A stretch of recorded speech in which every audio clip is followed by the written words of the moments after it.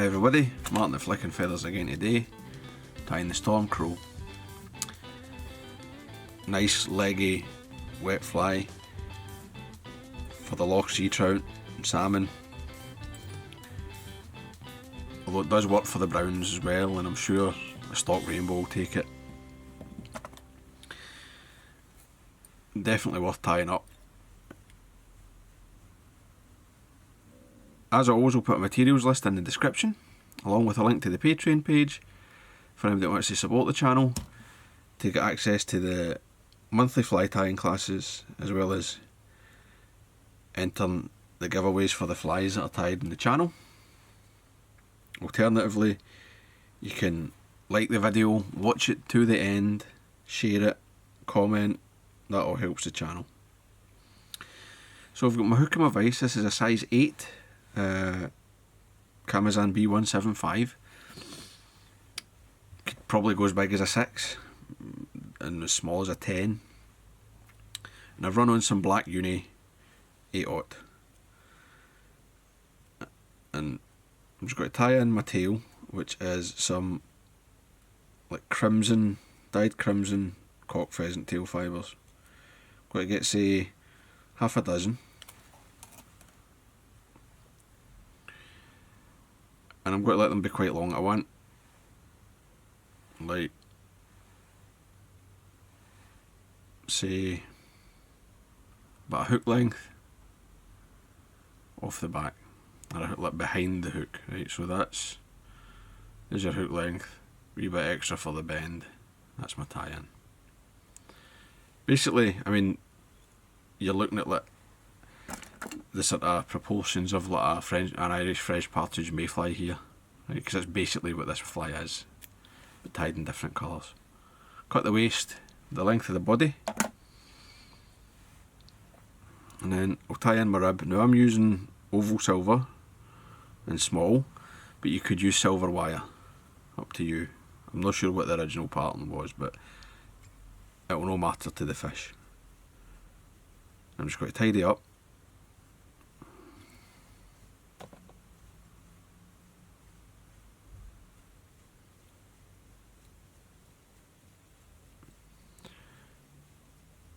And bring my thread back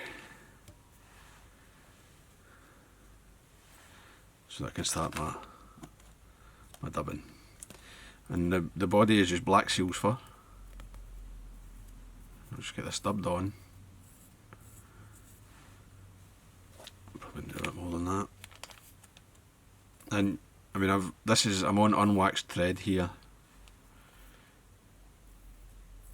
Just putting plenty of pressure and always dubbing in the same direction. And that still means I can slide the dubbing up to the back of the hook. If you use wax, or if you use enough wax to make the dubbing stick, then you can't slide it, and it's much harder to take off any excess as well. So I'll get that on, just tighten it up if I need to, and build myself a nice wee body.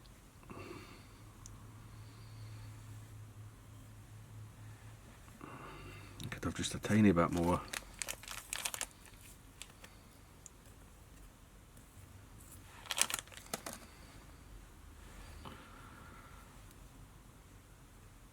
There we go, that's fine. And I've left myself a good bit of space here, a good 2 or 3 mil. I need to tie in 2 hackles. It's got 2 body hackles, and then you've got a French partridge at the head. And I'm just going to check these for size. Oh, that looks okay.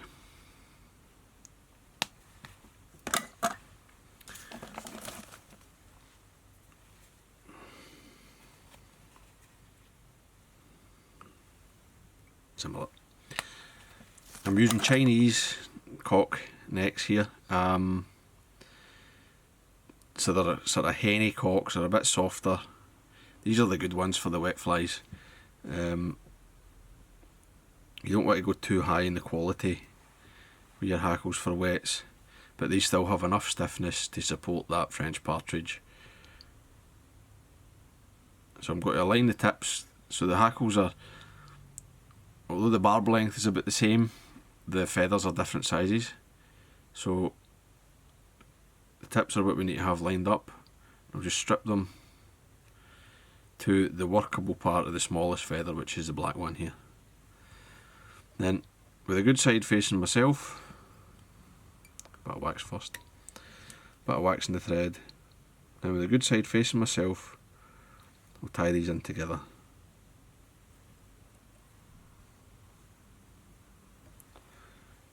Three or four wraps, trim away the waste, just secure that. And make sure that they're sitting properly together. And then, because it's two, you really need your hackle pliers. So come in, get a grip of them, and then I'll take 2 turns at the front.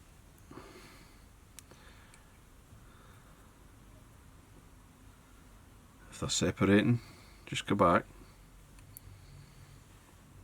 You can sort of break the back of the feather, pinch it together, and then they should stay together better. So 2 full turns at the back, at the head, sorry, and then down the body.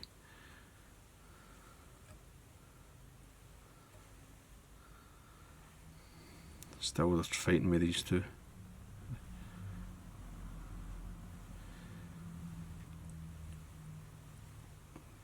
Four gets me down, and then as I come round and I complete that 4th wrap, I'll chase it with my rib,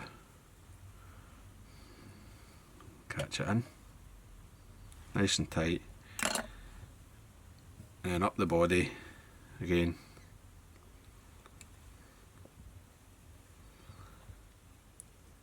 Four or five will get you up, then I'll come through, and I always like to come round and complete the wrap, let a full turn of the tinsel in front of the hackle, catch that off. Always keep the thread tight, and then trim away the waste. And basically that's just locked the hackle behind that tinsel, right, so it's not going to try to come forward. Just tidy everything up so that when I tie in the French partridge, it's got to be right up against that body hackle. And then just come in with the Velcro. This will free any trapped hackle fibres and bring some of that dubbing out into the hackle. Snap away the hackle tips. If it snaps at the wrong place, you'll need to cut it. There we go. And then we're ready for the shoulder hackle. Again, make sure I've got a good bit of wax. And I'm going to use French partridge, and I want a fairly long barb on it. This is quite good. And I'm going to tie it in by the tip.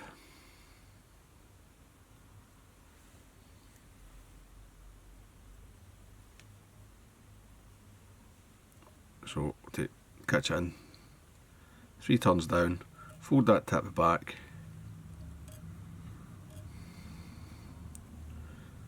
and tie over it. If your tip's really small, you can leave it. That one's just a wee bit too big for my liking. So just come in, pinch it away. Then I'll fold this hackle. Make sure that first wrap's right tight in against the body hackle. You don't, then just put one turn in front of the other.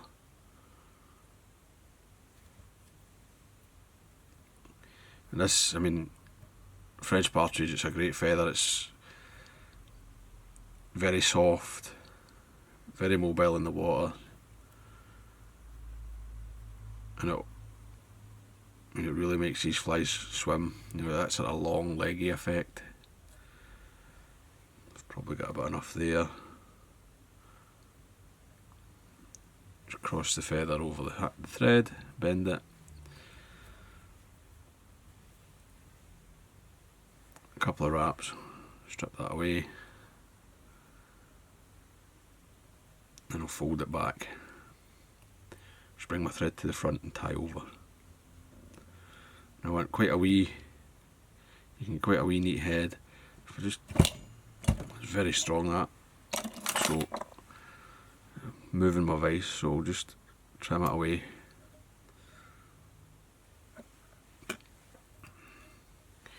Sometimes they break easily, sometimes they don't. And then, as I always like to do with these sort of long, soft game bird hackles, I like to sweep them to the front and push them back, and that just knocks any twist out of them. Lets them, you see how it's going to sit. Now it will do that when you fish anyway, but I like to do it at the vise just to make sure everything's sitting how I like it. And then, just a case of coming in and whip finishing.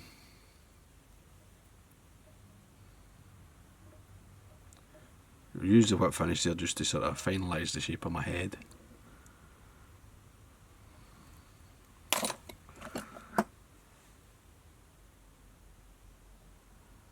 Trim away your thread, and then I'll come in and varnish it. And as usual, I like to just touch the head, let it flood into the eye,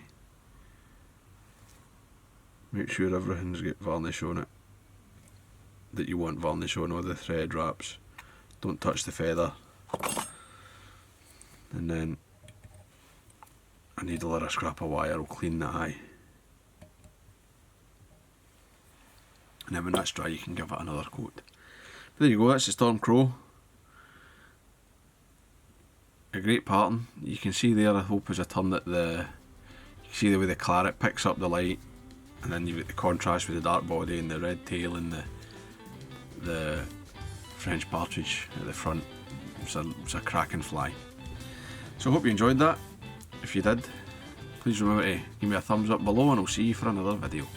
Take lines guys, bye.